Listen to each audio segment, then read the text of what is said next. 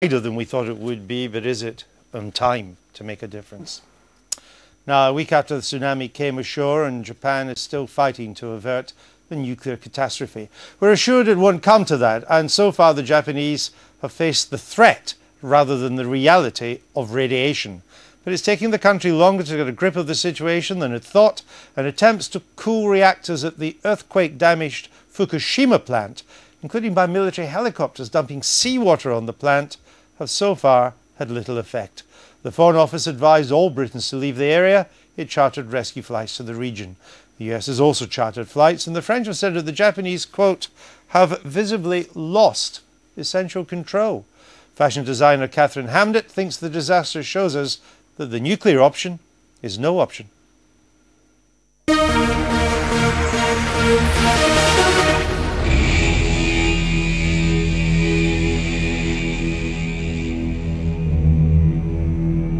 Pacífico de Hokkaido, a parte central da costa do Pacífico de Hokkaido, a parte oeste da costa. The images coming out of Japan are heartbreaking. It's almost impossible to grasp the scale of this unimaginable disaster. Whole towns, villages, families, everything's been washed away. The stoicism of the Japanese people in the face of this horror is amazing. Our hearts go out to them. What the Japanese people has suffered already is bad enough, but now natural disaster has collided with man-made hazard. If they can't cool the reactors at Fukushima, they face full-scale nuclear meltdown. The worst may still be to come.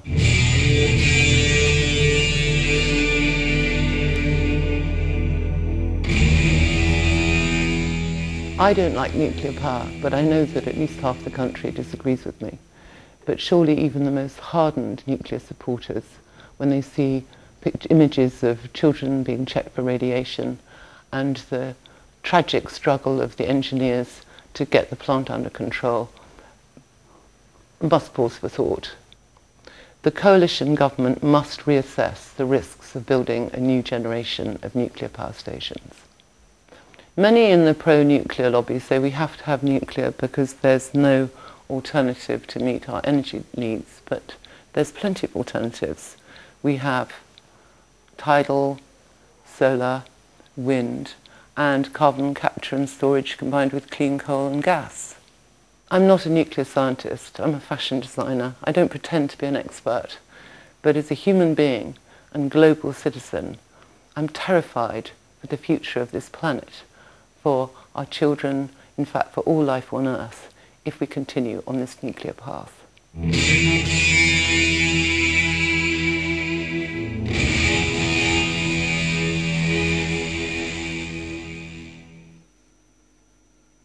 Katharine in her stylish monochrome studio in North London, we'd expect nothing less, joins us now in our tastelessly colourful little Westminster studio. Welcome to this week. Let me put a general question to you. It is almost certain that over 10,000 people, maybe a lot more, have been killed by the tsunami as it flooded in and wiped out towns and villages. No one as yet has died from the nuclear problems. Why do you think we're so concerned about nuclear? Well, it's a well-known fact that nuclear radiation causes cancer. I mean, in its more extreme forms, it causes radiation burns, radiation sickness. I mean, it may not onset immediately, but within a week's time, certainly the engineers who've been unbelievably bravely risking their lives, you know, fighting, trying to keep the plant under control, are going to start getting sick because they're receiving massive doses of radiation. It isn't something that's just like bang. Indeed, and they are, then you're quite right. They are the most vulnerable. For, what, half-life, 250,000 years, people go on getting sick. But the rest of the area has been evacuated, and even if these people, these brave people who are doing it for the rest of us, if they were to lose their lives, and you're quite right, some may over time, they are still a handful compared to the thousands from the tsunami. It's two different things, isn't it? These poor people survived, well, this nightmare of the tsunami, and then the few who've managed to escape to safety, and then they've got this raining down on their heads. But it's you know, it could get a lot worse. We could have the whole thing go. It could be another Chernobyl. And the effect of that is, you know, half-life of 250,000 years, land permanently contaminated, cancers, bystander effect, more and more birth defects, right, you know, from humans right the way through, you know, down to microorganisms. It affects all life. Is it inevitable, Michael, that the rebirth of nuclear power, on which we were on the brink of that, started under the Labour government, continued by the coalition government, happening in other countries too, is there going to be second thoughts? It depends who you mean is going to do the second thinking. Well, is it going to make us think, as Katharine would certainly like us to say, are we really right to go down this road? I'm sure it will reignite a campaign against nuclear power, but I don't think it will lead the government probably to change its mind. I mean, the position in the United Kingdom is that the nuclear power stations that we have at the moment are beginning to close down, and the electricity that they produce needs to be replaced by something, and that environmentalists have succeeded in convincing the government that it shouldn't be building new stations that burn gas or coal or oil, and therefore nuclear power is the only possibility, because although wind and wave and tide are all very desirable and can play a part, they can only play a small part. And in the case of wind, for example, you can only rely on them when the wind is blowing, so we've got to build other plant anyway that's there to take over when the wind isn't blowing. But you think, Katharine, that the events in Japan should really make us draw a halt to the plans to build more nuclear power stations? Yeah, I do, because also I think that Greenpeace and Friends of the Earth are being too iffy about clean coal, gas with carbon capture and storage, because carbon capture and storage is a mature technology. It just needs the business model now put into place, and if you combine that with biomass, for instance, you could actually get to a point when you could get a carbon negative energy supply, and it can also deliver base load, which is what nuclear is supposed to be able to do, and it's adjustable. So if we have our wind, you know, if there's a drop in the wind, you can easily turn it up. You can even burn residual waste.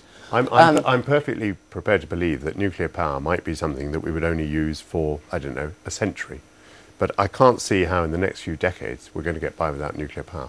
Jacqui, the Labour Party, it's too dangerous. Nuclear power used to divide the Labour Party, but the last Labour government began the process of what I've called the rebirth of nuclear energy in this country. You've set the pace. The coalition government is proceeding with the policy you've laid down. Will events in Japan and the views expressed by people like Katharine, will the Labour Party have a rethink on this? I don't think so, for the reasons that Michael suggested. And incidentally, Katharine, of course, it was Ed Miliband who put in place the process for carbon capture and storage, which will enable clean coal technology to play a part in that But that balanced technology is energy. a long way to go. Well, okay, but the progress has started. And I think the key point here is I think everybody recognises the need for a range of energy sources, both including nuclear, both for energy security and, of course, because of the contribution that other energy sources can play to reducing carbon levels. What I do think people will rethink are issues around safety. I mean, I agree with Katharine that I think it is inevitable that people, you know, and I'm very pragmatic about nuclear, but I've thought more carefully over the last week or so about some of the issues to do with safety. And this is a real test for the industry, because the industry has to be completely honest with people about what is happening in Japan, what potentially could happen. Japanese people are not sure the industry's been honest with them. Well, exactly, and that's why, and in my view... Over Sellafield, we were never sure if exactly. the British were honest with us. This is a good example of an issue like GMO foods. Why do you think like they'll be honest MMR. with us in the future? Well, the point I'm not necessarily saying they will, Andrew, but the point I'm making is that this is a real test for the industry to properly spell out the risks and to be honest with us. I think if they're not, actually, but there is a problem is, for development. It can't exist without public subsidy, so you can't say that it's cheap. And while there's the 2003 energy review said can't exist without public subsidy, and while there's no long-term safe disposal system for nuclear waste, it has to stay on the back burner. Let me ask you this. I mean, wind power or wave power couldn't exist without public subsidy either. Most forms of energy seem to need some kind of public subsidy. Let me ask you this. You have in front of you, in a sense, the Westminster Consensus, and even some of the Lib Dems take the line that Jacqui and Michael are taking tonight. the public opinion may be different from the Westminster consensus. What do you say to them to make them rethink? I'd say let's have a referendum on it. Why not?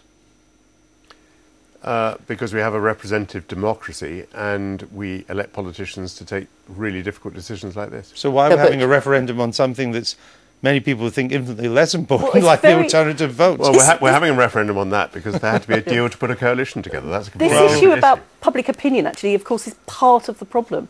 When I fought the general election last year, there was a very strong campaign in my constituency against a wind farm, which actually I supported. And it's pretty difficult to develop some of those renewable forms of energy, onshore wind in particular, precisely because of the opposition that comes, sometimes rightly, from local communities. But you talked earlier of the need for the industry to come clean and be honest with us. Could you be honest with us? You're a former Home Secretary. If we had a major nuclear crisis in this country, could we be confident that the Japanese have been criticised, how they're dealing with it. Would we deal with it any better? After we listened to the 7/7 inquest, it doesn't give you great confidence. We all thought as a sophisticated nation, knowing we would be under terrorist attack, we would deal well with it. We didn't.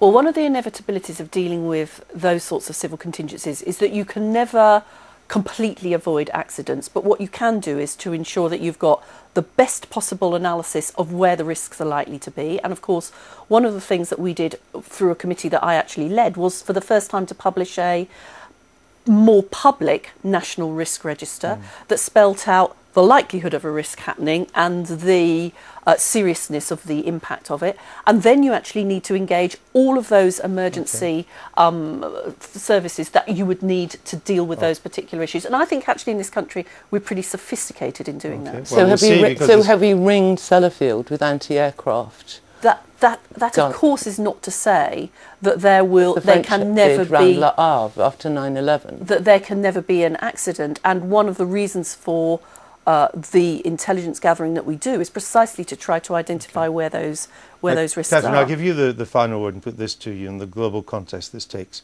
place. There's a great desire for energy security. There's even more desire, given the events in North Africa and in the Middle East, not to be dependent on these countries for more oil and gas. And that's the argument that nuclear power is meant to answer. That's what you will have to confront. We have renewables here. We have the best renewables in Europe. Unfortunately, we haven't exploited them to the level that the Germans have. If we introduce feed-in tariff, for instance, a good feed-in tariff which would encourage domestic electricity generation, that would fill some of the slots. After all, we only get, I think, 18.6% of our electricity from nuclear. I think 3.7% of UK energy. Nuclear is inherently dangerous. It's liable to terrorist attack. The world has never been a more dangerous place. We've just seen what's happened in Japan. This could happen here. If we had a terrorist attack on Sellafield, it would be 10 times the size. The damage would be 10 times the size of Chernobyl. You'd wipe out the north of England. Okay, so we have to rethink. We have to rethink. Thank you very much.